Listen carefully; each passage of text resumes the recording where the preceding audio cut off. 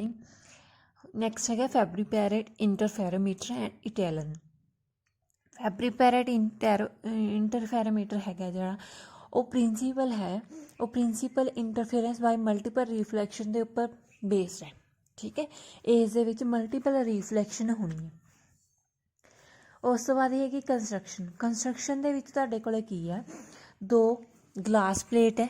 ठीक है, दो ग्लास प्लेट है, दोनों एक दूजे दा पैरल है, तो उन्होंने आह वाली जी इनर साइड है उसनूं कोट किया होया एलूमीनीयम या सिल्वर दे नाल, ते ये वाली जी कोटिंग है उसकी थिकनेस हैगी है 50 नैनोमीटर।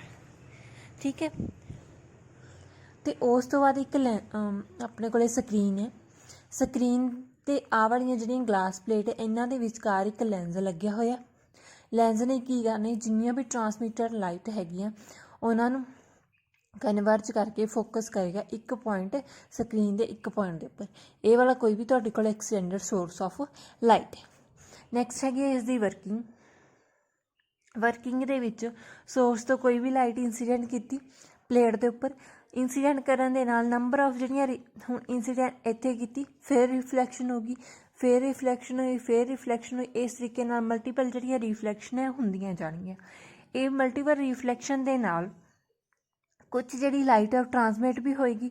ये वाली जी ट्रांसमिट बीम ऑफ लाइट्स है वो फोकस होणगियां स्क्रीन के उपर with the help of lens, जिहड़ा लैंस यूज़ किया उसकी हैल्प के नाल किसी भी एक पॉइंट के उपर स्क्रीन के फोकस होणगियां। अगर पार्शली रिफ्लैक्टिंग लेयर की जी सैपरेशन है स्मॉल डी है, पी पॉइंट है जिथे अपने को की है रेज फोकस हो रही है, तो ये वाला पॉइंट है मैक्सिमा का। Then path difference 2D cos theta is equals to आएगा पी लैमडा दे, इत्थे आपां यूज़ करते हैं delta is equals to 2D cos R. ठीक है, आर है एंगल ऑफ रिफ्रैक्शन।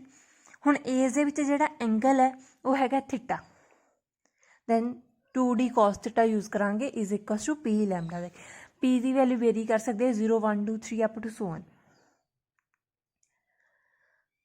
उस तो बाद तुहाडे कोले की हैगी आ हुण ये जिहड़ियां फ्रिंजिस इत्थे बन रही हैं।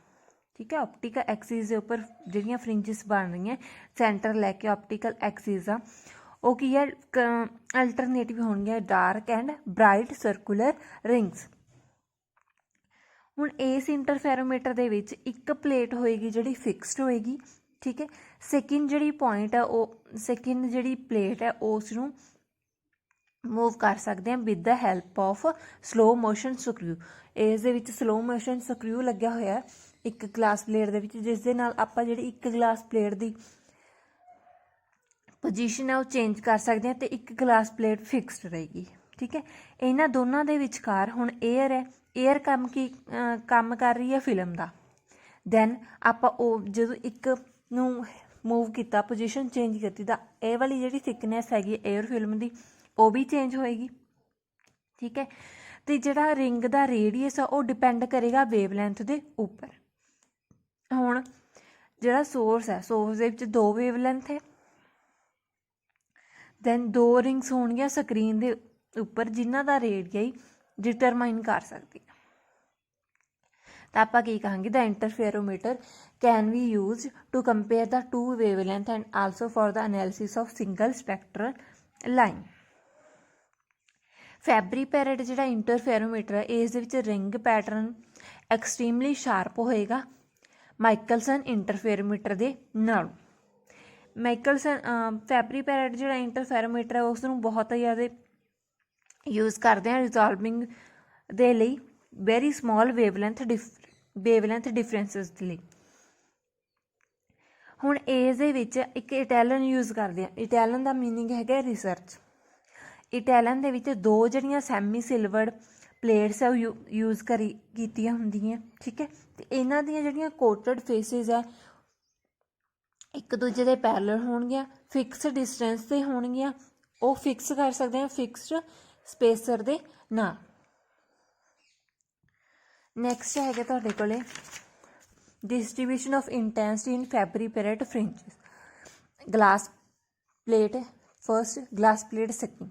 ठीक है, इधर लगी है तुहाडे कोल स्क्रीन।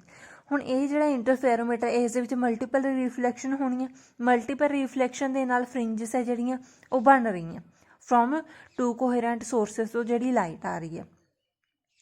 ਹੁਣ ਫੈਬਰੀ ਪੈਰਟ ਇੰਟਰਫੇਰੋਮੀਟਰ ਦੇ ਵਿੱਚ ਸ਼ਾਰਪਨੈਸ ਹੈਗੀ ਜਿਹੜੀ ਫਰਿੰਜਸ ਦੀ, ਉਹ ਡਿਪੈਂਡ ਕਰਦੀ ਹੈ ਰਿਫਲੈਕਸ਼ਨ ਕੋਫੀਸ਼ੀਐਂਟ ਆਫ ਦਾ ਸਿਲਵਰਡ ਸਰਫੇਸ। ਅਗਰ ਇੰਸੀਡੈਂਟ ਵੇਵ ਦਾ ਐਂਪਲੀਟਿਊਡ A ਹੈ, ਰਿਫਲੈਕਸ਼ਨ ਕੋਫੀਸ਼ੀਐਂਟ ਕੈਪੀਟਲ R ਹੈ, ट्रांसमिशन कोफिशिएंट कैपिटल T है।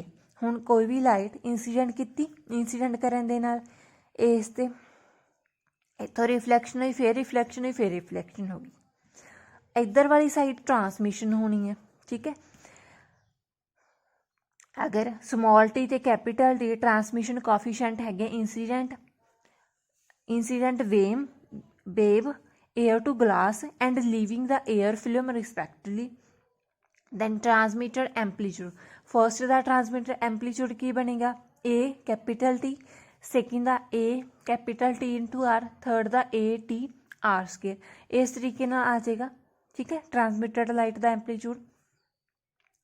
हुण कॉमन जिहड़ा फेज डिफरेंस है बिटवीन टू सक्सैसिव बीम वो आ जाएगा delta is equals to 2 pi upon lambda into path difference. Path difference है 2d cos of theta. Then delta की वैल्यू आ जाएगी common phase difference 4 pi D cos theta upon lambda.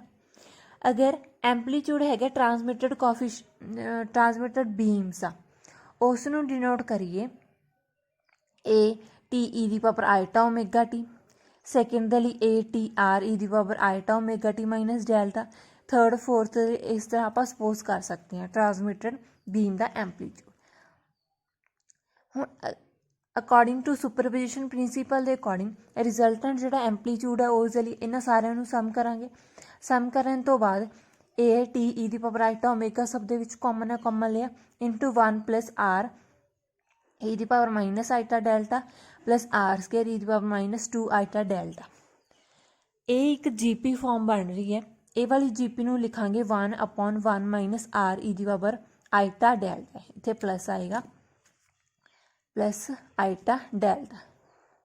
यह है एंपलीट्यूड factor. हुण वाई की जी ए वाली जी वैल्यू है इस पुट करांगे, दैन आ जाएगा A T E the power eta omega T upon 1 minus R E the power eta delta. इसका कंपलैक्स कंजूगेट लेना मीनस इसके साइन है जोड़े चेंज करांगे। उपर आइटा पॉजिटिव है माइनस आ जाएगा, नीचे भी आइटा पॉजिटिव है माइनस आ जाएगा। इन्हां दोनों की जी वैल्यू है इंटैंसिटी के पुट करांगे। इंटैंसिटी का मीनिंग की हुंदा है एंपलीट्यूड की स्केयर वैल्यू पुट करांगे। वैल्यू पुट करन तो बाद तुहाडे कोल आ जाएगा A square T square upon 1 plus R square minus 2 R cos delta. इस दे विच प्लस 2 आर ऐड करांगे तो 2 आर नूं माइनस करांगे। Then A square T square upon 1 minus R the whole square plus 4 R sine square delta by 2। 1 minus R square नूं common लवांगे। Then intensity is equals to A square T square upon 1 minus R the whole square into 1 plus 4 R upon 1 minus R the whole square into sine square delta by 2। Sine square delta by 2 की value 0 तो 1 ते लैके very कर सकती है। Maximum कदों होएगा जो वैल्यू साइन की 0 है, ठीक है, साइन की वैल्यू 0 होगी।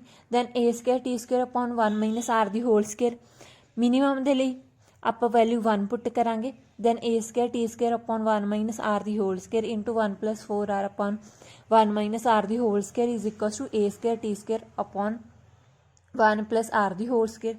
मैक्सीमम तो मिनीमम वाली दी रेशो फाइंड आउट करांगे। Then 1 plus R the whole square upon 1 minus R the whole square बन जाएगा। ए वाली इक्वेशन दे विच जिहड़ी वेरीएशन हैगी इंटैंसिटी दी इंटरफेरोमीटर की वो ए वाले फैक्टर के कारण आ रही है। डेल्टा की वैल्यू की हैगी 4 pi D upon lambda cos of theta. ए वाली इक्वेशन ते ए वाली इक्वेशन आई मैक्सिमम की वैल्यू इस दे विच पुट करांगे। A square T square upon 1 minus R the whole square नूं आई मैक्सिमम पुट करांगे। दैन इंटैंसिटी की वैल्यू आ जाएगी I maximum upon 1 plus 4 F sine square delta by 2 F 4 R upon 1 minus R the whole square नूं F put किया। Then I upon I maximum ਦੀ value ਆ ਜਾਏਗੀ 1 upon 1 plus f sine square delta by 2। I upon I maximum ਦੀ ਜਿਹੜੀ value ਆ ਉਹ control ਕਰ ਸਕਦੇ ਹਾਂ। ਹੁਣ f ਹੈ ਤੁਹਾਡੇ ਕੋਲ ਡਿਪੈਂਡ ਕਰ ਰਿਹਾ r ਦੇ ਉੱਪਰ, ਠੀਕ ਹੈ, ਤੇ ਡੈਲਟਾ ਹੈਗਾ ਉਹ ਡਿਪੈਂਡ ਹੈਗਾ ਸੈਪਰੇਸ਼ਨ ਬਿਟਵੀਨ ਪਲੇਸ d ਦੇ ਉੱਪਰ ਤੇ ਡਾਇਰੈਕਸ਼ਨ ਆਫ ਇੰਸੀਡੈਂਟ ਥੀਟਾ ਦੇ ਉੱਪਰ। ਅਗਰ ਆਪਾਂ ਗ੍ਰਾਫ ਪਲਾਟ ਕਰਾਂਗੇ I upon I ਮੈਕਸੀਮਮ ਤੇ ਡੈਲਟਾ ਦੇ ਵਿੱਚ, ਠੀਕ ਹੈ, ਤੇ r ਦੀ ਡਿਫਰੈਂਟ ਵੈਲਿਊਜ਼ ਦੇ ਲਈ ਜਿਵੇਂ ਜਿਵੇਂ r ਦੀ ਜਿਹੜੀ ਵੈਲਿਊ ਹੈ ਉਹ ਡਿਕਰੀਜ਼ ਹੋਏਗੀ, ਠੀਕ ਹੈ, ਤਾਂ ਆਪਣੇ ਕੋਲੇ ਕੀ ਹੈ ਵਿਜ਼ੀਬਿਲਿਟੀ ਹੈਗੀ ਤੇ ਰੈਜੂਲੇਸ਼ਨ ਹੈ ਉਹ ਵੀ ਘਟਦਾ ਜਾਏਗਾ। ਹੁਣ r ਦੀ ਵੈਲਿਊ ਸਪੋਜ਼ 0.8 ਹੈ, ਉਸ ਦੇ ਲਈ f ਦੀ ਵੈਲਿਊ ਆ ਜਾਏਗੀ 80 ਤੇ I ਦੀ ਵੈਲਿਊ ਆ ਜਾਏਗੀ I maximum upon 2 means intensity ਹੈਗੀ ਜਿਹੜੀ ਫਾਲ ਕਰ ਰਹੀ ਹੈ 1/2 ਆਫ ਦਾ ਮੈਕਸੀਮਮ ਦੇ ਨਾਲੋਂ। ਤਾਂ ਡਿਪਰਚਰ ਹੈਗੇ ਜਿਹੜਾ delta the from 2 n pi may be seen as below sin delta by 2 is equals to 80 the power -1/2 ਤੇ ਡੈਲਟਾ ਦੀ ਵੈਲਿਊ ਆ ਜਾਏਗੀ 2 n pi plus minus 0.224। Minimum ਦੇ ਲਈ I ਮਿਨੀਮਮ ਦੀ ਵੈਲਿਊ ਆ ਜਾਏਗੀ I maximum upon 81 for R the value 0.8 ਦੇ ਲਈ।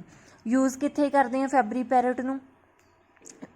Wavelength of light ਦੇ ਫਾਈਂਡ ਆਊਟ ਕਰਨ ਦੇ ਲਈ, ਹਾਈਪਰਫਾਈਨ ਸਟਰਕਚਰ ਆਫ ਸਪੈਕਟਰਲ ਲਾਈਨਸ ਨੂੰ ਸਟੱਡੀ ਕਰਨ ਦੇ ਲਈ, ਮੀਟਰ ਨੂੰ ਸਟੈਂਡਰਡਾਈਜ਼ ਕਰਨ ਦੇ ਲਈ, ਰਿਫਰੈਕਟਿਵ ਇੰਡੈਕਸ ਹੈਗਾ ਜਿਹੜਾ ਗਲਾਸ ਹੈ ਐਟ ਵੇਰੀਅਸ ਪ੍ਰੈਸ਼ਰ ਦੇ ਉੱਪਰ ਫਾਈਂਡ ਆਊਟ ਕਰ ਸਕਦੇ ਆ।